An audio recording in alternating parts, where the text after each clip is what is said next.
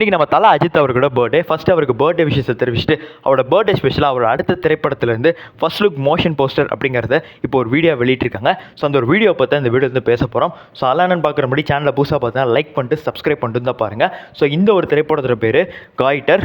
So இந்த ஒரு திரைப்படம் அப்படின்றோடைய கான்செப்ட் அப்படிங்கிறத பார்த்திங்கன்னா நம்ம அஜித் அவர்களோட மிகப்பெரிய பேஷனான கார் ரேசிங்கை பற்றின ஸ்டோரி.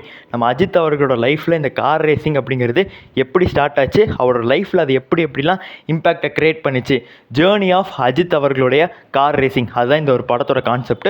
ஸோ அந்த வீடியோங்கிறது ரொம்பவே அருமையாக இருந்தது.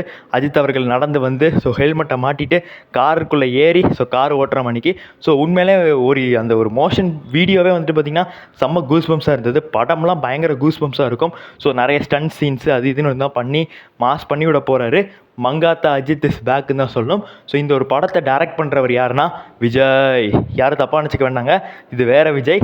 அதே மாதிரி இந்த படத்தோட music director GV Prakash. So உண்மையிலே அருமையாக வந்து இப்போ தான் இந்த ஒரு மோஷன் போஸ்டருக்கு வீடியோ பிஜிஎம் போட்டிருக்காரு.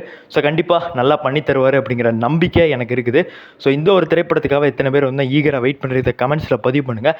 நம்மளாம் மரண வெயிட்டிங் வச்சு செஞ்சு விட்டுறோம். நன்றி, வணக்கம்.